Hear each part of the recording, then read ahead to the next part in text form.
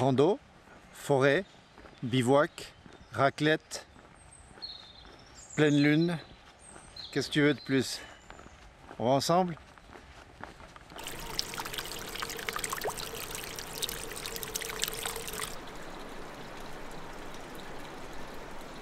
Aujourd'hui, le but pour moi, c'est d'accentuer un peu plus sur la distance.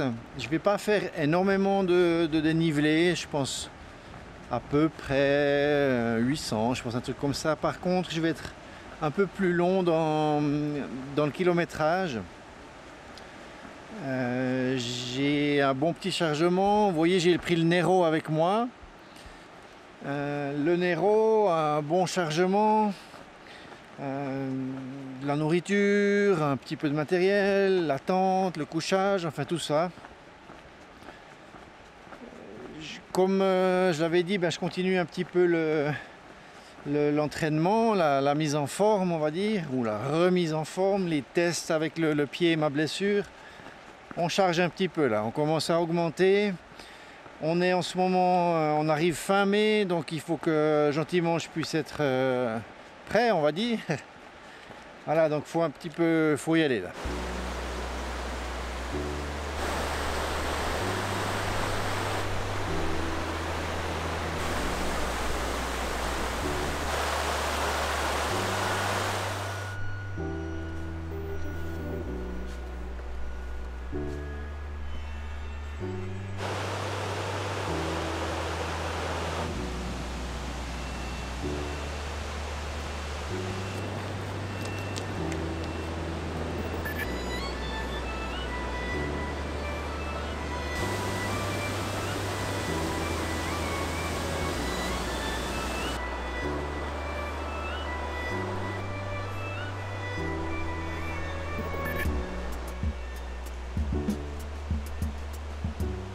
Je suis dans le sentier des Gorges de la Reuse. C'est un tracé que je ne fais que très peu dans l'année parce qu'il est beau, sauvage, c'est des gorges, il y a la rivière, donc ça attire beaucoup de personnes. Je ne vais pas le refaire trop cette année parce que c'est vrai qu'on est vite dans des fréquentations qui ne sont pas très agréables. Aujourd'hui c'est parfait, il ne fait pas beau, donc c'est assez chouette.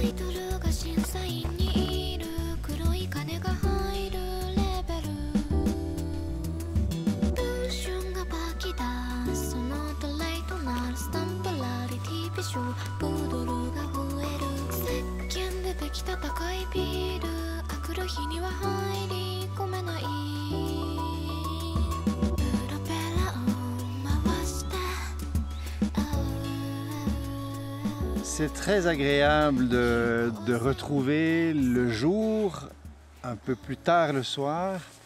Là, il est 7h15.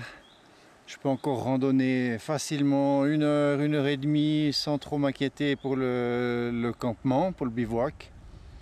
Ça fait du bien de retrouver ces ambiances dans le sens de ne plus être stressé, d'arriver absolument vers 4h30, 5h, parce qu'après il y a la nuit qui tombe. Tout ce qui s'est passé, donc justement tout cet hiver avec toutes ces aventures que j'ai faites, c'était génial, mais c'est vrai que c'est une des conditions, le peu de jours pendant la journée qui est un peu difficile. Ce soir en plus c'est pleine lune, Donc ça va être magnifique la forêt. Bon, il y a pas mal de nuages, mais ça peut être très très beau de nouveau. Donc ce sera très intéressant. Je continue encore un petit bout sur la crête et puis ensuite je trouverai un bivouac. Je vais juste m'abriter un petit peu. Il y a du vent, je suis à 1400 mètres. On est toujours dans cette période là un peu en mai. On n'a pas réussi à avoir vraiment ce décrochement du printemps. Théoriquement la semaine prochaine ça redevient un petit peu mieux, ce sera chouette. Là j'ai quand même mis des pantalons parce que voilà, j'aurais pu tenir avec tout le matériel de cet été, 3 saisons, hein, sans problème. C'est d'ailleurs des conditions qu'on rencontre facilement. Il va faire à peu près 2 degrés, 2-3 degrés cette nuit. Donc pas encore très très très chaud. Mais voilà, je ne voulais pas exagérer quand même. J'aurais bien assez de quoi tester tout ça. C'est magnifique. Ici, comme on est haut, on est vraiment dans cette petite, ces sous-bois avec tous les hêtres, hein, Fagus sylvatica qu'on voit ici. Encore tout frais, les feuilles viennent de s'ouvrir à cette altitude. C'est vraiment de la salade là. Toute là, il y a une magnifique lumière, c'est splendide.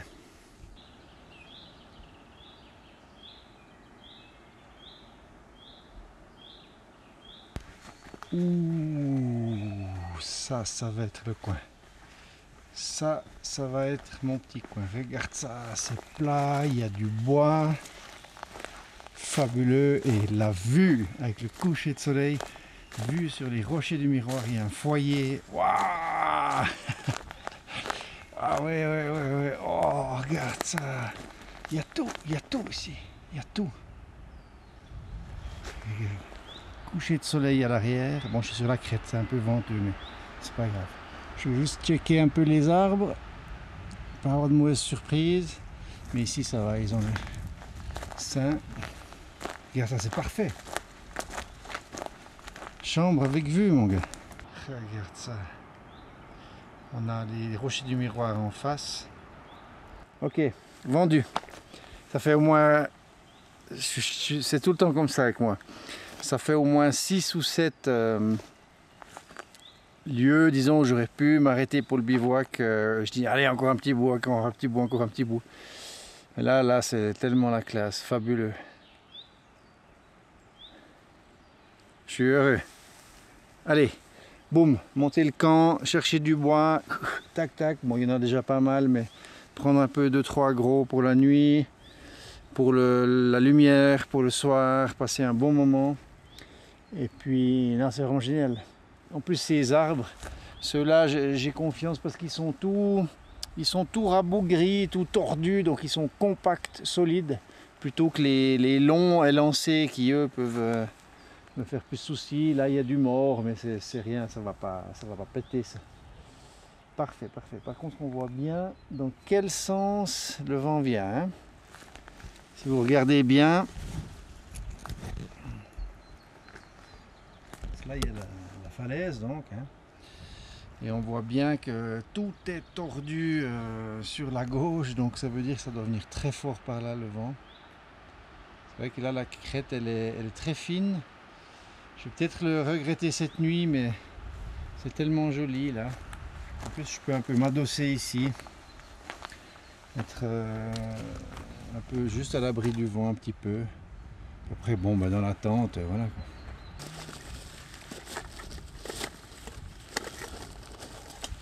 Il fait encore froid, hein.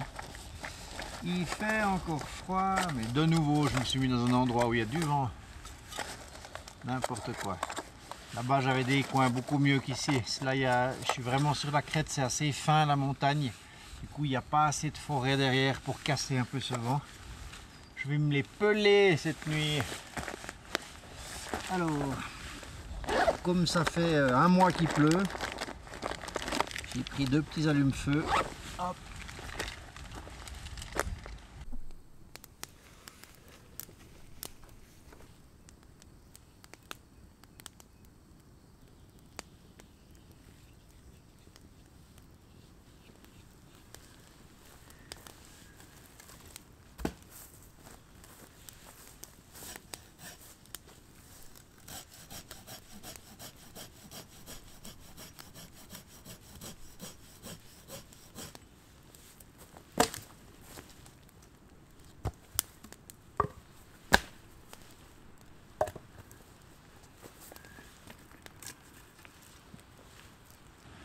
Gomboy Curve 240, la nouvelle série Outback, lame qui a été créée, enfin gamme disons, c'est un trio qui a été créé pour bushcrafters, chasseurs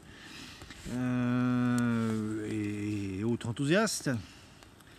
L'intérêt c'est que c'est des lames qui permettent aussi justement pour les chasseurs qui chassent des gros bestiaux comme l'orignal, des choses comme ça, de pouvoir scier les os pour pouvoir ramener des quartiers, les charger sur les gros 85 litres, les sacs à dos dans l'ouest canadien, enfin, etc. Donc là c'est Silky qui m'a fourni le trio. J'en ai eu d'autres par le passé, j'ai aussi eu des Bahco, des Felco vu qu'on est en Suisse. Voilà, principalement Bahco, Felco et Silky dans ma vie. Juste pour signaler, je suis paysagiste de formation à la base, donc j'ai fait énormément de tailles fruitières, d'élagage, de choses comme ça. Silky, bon ben la renommée n'est plus à faire, c'est des très bonnes lames, elles ont une bonne longévité. Par contre, ben, pour avoir cette bonne longévité, on a souvent des lames qui sont avec quand même un taux de carbone assez élevé, donc qui peuvent être cassantes. Ceci dit, c'est toujours au moment où on repousse vers l'avant qu'on va casser la lame, c'est jamais en tirant. Et puis vu que ce sont des scies égoïnes, les scies égoïnes c'est des scies qui ne scient que lorsque l'on tire, donc ça ne sert à rien de mettre la même force en allant en avant, mais c'est vrai que des fois on est pris dans le mouvement, puis d'un coup whoop, elle se met à voiler, alors il faut se calmer. On peut revenir tout doucement, puis mettre la force quand on tire, comme ça on s'épuise moins vite aussi. Revenir calme, sans force, et on tire. Voilà. Par contre, ce que je peux déjà vous dire d'entrée, bon, c'est qu'elles scient comme la mort. Elles sont neuves aussi, mais malgré tout, hein, avec cette courbe légère comme ça, c'est redoutable. Mais ce que je peux direct vous dire, c'est que la poignée, ils sont passés complètement à côté. Parce que ça glisse, c'est sec et ça glisse déjà. Donc je peux pas imaginer si tu es dans un milieu, s'il pleut ou s'il y a du sang avec la bête, ça doit devenir une patinoire. Il n'y a aucun grip, c'est une espèce d'aggloméré. Je me renseignerai pour pouvoir mieux vous dire ce que c'est, mais on dirait une espèce d'aggloméré de liège ou de bois, une espèce de mélange colle-bois. Voilà, faut que je me renseigne. Mais là, en tout cas, je préférais les standards qui ont une poignée caoutchouc. C'est un corps en alu recouvert de caoutchouc silicone, un peu comme ça. Puis ça, mais ça tient, mais même mouillé, c'est génial. Tandis que là, voilà, on va voir l'utilisation un peu plus, mais voilà. J'ai pris les deux autres, je vous les montrerai plus tard devant le feu. Très pratique. La Gomboy, parce qu'elle est vraiment grande. Pliée, elle fait un peu plus de 40 cm. La lame fait 40 à peu près. Elle a ce système de blocage ici. Et puis on peut aller plus loin. Si on veut venir à ras le sol, bon, comme elle a une courbe, on n'arrive pas à venir complètement plaqué au sol, mais disons ça peut faciliter l'accès suivant les zones. C'est une scie 2 mains, c'est costaud. Et puis l'avantage aussi, moi j'avais pris la grande sur mon autre bivouac une fois, parce que en fait ça permet d'être quasi debout, puis d'aller scier sans avoir à construire de promontoire si on veut.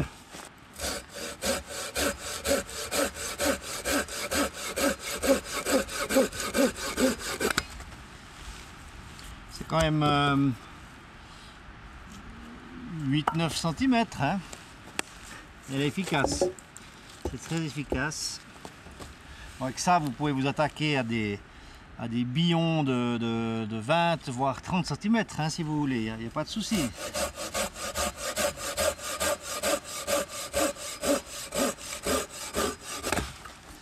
« 36 de coupe. Ensuite la Gomboy Curve 240 avec 24 de coupe. Je dirais que celle-là, on peut quand même la prendre à deux mains, on a quand même bien de quoi faire. Puis il y a la Pocket Boy qui est sympa, elle est droite elle par contre hein. Donc vous arrivez par contre vraiment à aller couper quelque chose à plat contre le sol. Là c'est plus léger, mais c'est pas non plus de nouveau hein, comparé à la Pocket Boy standard. Il y a cette poignée qui est vraiment bizarre, ça me paraît lourd quoi, c'est lourd ce truc. Je comprends pas pourquoi ils ont fait cet aggloméré. En plus ça glisse. Alors, il y a une bonne courbe ici, mais voilà. Je vais essayer de m'occuper un peu en gros du même diamètre, voir ce que ça dit.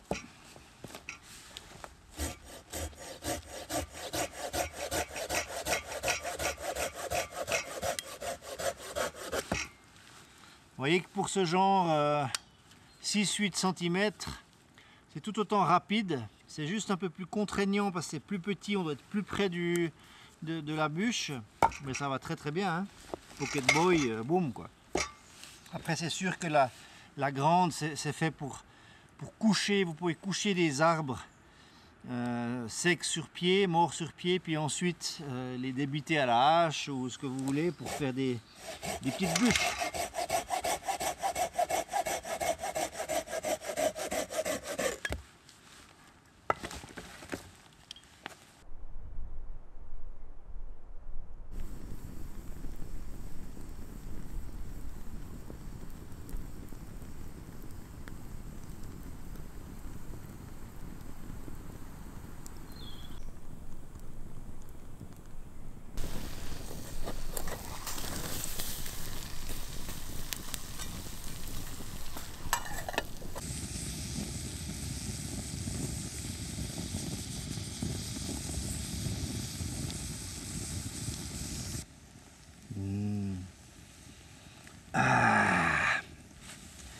Avec quelques petites olives à l'ail pour le dessert, un petit panettone aussi, avec un petit thé vert, ça va être top. Il y a du vent, mais c'est pas trop important. On a parlé un peu matos. Vous avez vu que j'ai mis une espèce de veste de pluie coupe-vent toute fine. C'est la Montbel Tachyon qui va remplacer en fait ma micropolaire. Donc elle va remplacer ma micropolaire Kuiu. Je vais tenter ça cette année en été et puis je verrai, je suis encore en test par rapport aux doudounes.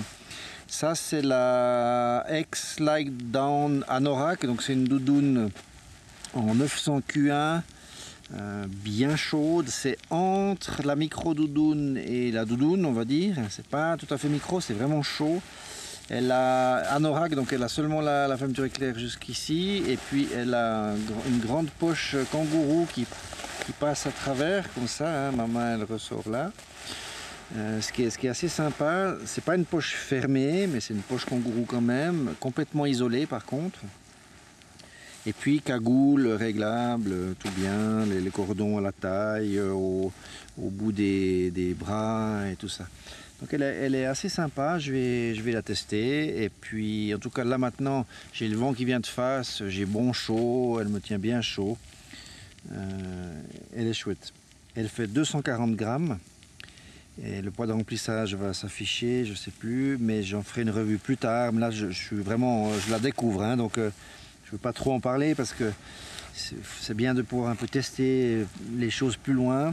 La seule chose que je peux dire, c'est que j'ai bon chaud. Mais c'est peut-être un petit peu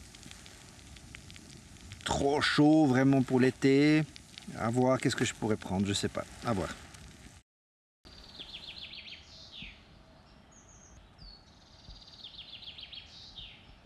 Il a fait bon, pas trop de vent, j'ai dormi comme une masse. Pas vraiment assez parce que...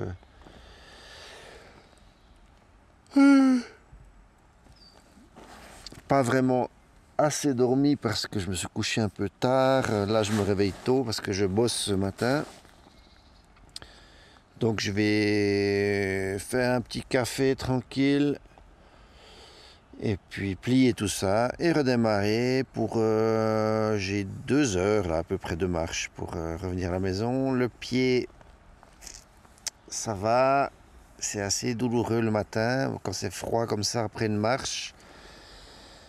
Ça me fait vraiment peur pour cet été. C'est vraiment un truc qui me bouffe la tête, hein. Voilà, mais c'est comme ça. On verra.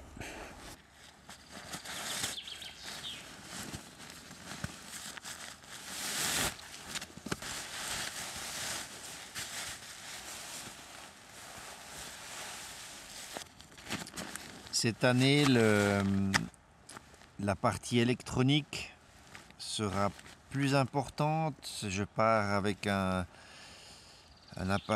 petit appareil photo plein format. Le A7C probablement, j'hésite à prendre le A7S III, ce qui me fait une augmentation de 200 grammes environ, avec le même objectif. Là c'est un 24 mm, 2.8 constant, tout petit, un tout nouveau modèle qui est sorti juste là en 2021. J'ai directement investi pour le prendre parce qu'il est vraiment tout petit, c'est presque comme un pancake. Et en fait, avec le 24 mm fixe, j'arrive très bien à me débrouiller. Le gros avantage que a le A7S III, c'est qu'il a une fonction de Clear Image Zoom. Ça veut dire que dans ce capteur plein format, avec un 24 mm, je peux, avec une fonction vraiment type de bouton, faire un zoom qui va cadrer à peu près comme un 35 mm plus ou moins. Ce qui permet un petit peu de serrer suivant ce qu'on veut filmer, hein, parce que tout le temps en grand angle, c'est pas forcément idéal, même si on est en rando, on pense paysage et tout, mais c'est vrai que parfois c'est un petit peu bien, enfin c'est bien de pouvoir avoir un changement. Je prends pas le 16-35 que j'utilise habituellement. Le 16-35 c'est un idéal parce que c'est un angle variable justement qui permet de vraiment jongler comme on veut, voilà, de bien. C'est ce qui permet de travailler le mieux, disons. Mais c'est vraiment très lourd, hein. C'est un énorme objectif tant en taille qu'en poids. Donc pour une randonnée longue durée, ça va pas. Pour 2 jours, ça peut aller. Pour des reportages ici, c'est superbe. Mais pour vraiment la longue distance, il faut vraiment penser légèreté. Donc je pense que je vais partir avec ce combo-là, théoriquement. Là, c'est plus lourd parce que j'ai un chargeur de batterie, j'ai une batterie supplémentaire, mais c'est des batteries qui font quand même 80 grammes à peu près, des plus constantes. La power bank, je pense que je vais quand même prendre la 20 000. Là, j'ai la 10 000 avec moi, qui charge en 3h30 à peu près. C'est chouette, mais j'ai peur d'être un peu juste quand même. Puis là, j'ai ce genre de choses. C'est plus de matériel pour les longues durées parce que j'ai un filtre ND. C'est un modèle 6-9 stop mist de chez Polar Pro, la série Peter McKinnon. J'ai une bague d'adaptation pour l'objectif, pour mettre le ND dessus. Donc voilà, c'est tous des trucs qui font du poids. Ce petit sac là, il fait déjà, je crois, 600 grammes, un truc comme ça. Tout petit, mais tout ça pour vous documenter, pour faire les vidéos de la chaîne. Parce que sinon c'est vrai que... Bon, si on réfléchit, j'ai toujours fait avec le smartphone jusqu'à maintenant. Mais il y a un autre feeling, il y a un autre travail en général que je fais aussi. Et puis un autre rendu. C'est quand même pas la même chose. Surtout il y a plus d'accès réglage, donc je peux mieux gérer profondeur de champ, ce que je veux faire, plutôt que toujours c'est où tout est net tout le temps hein, avec le smartphone. Faire quelque chose d'un petit peu plus travaillé, on va dire.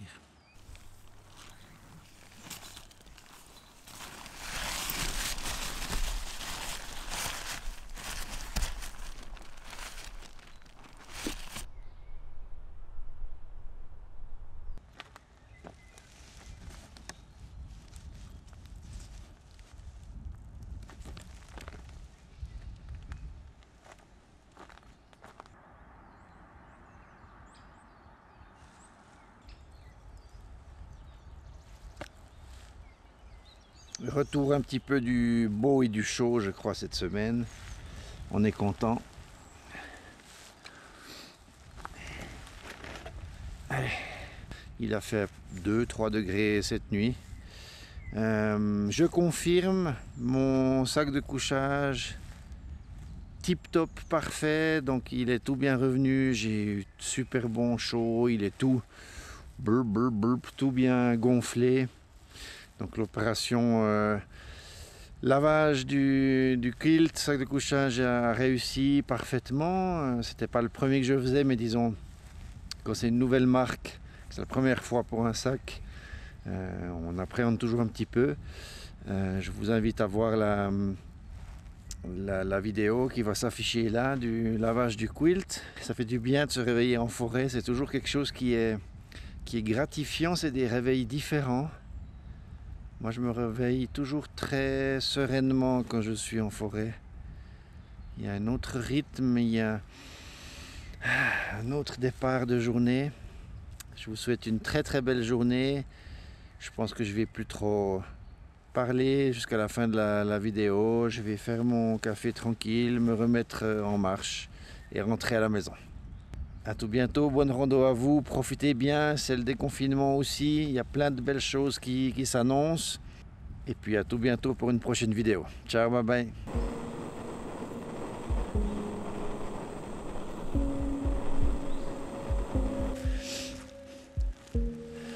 Voilà, là je viens de finir le compactage. Vous voyez que c'est pas très très grand, c'est donc là-dedans mon quilt et les chaussettes, voilà, il n'y a plus grand chose, chaussettes et le haut en mérino.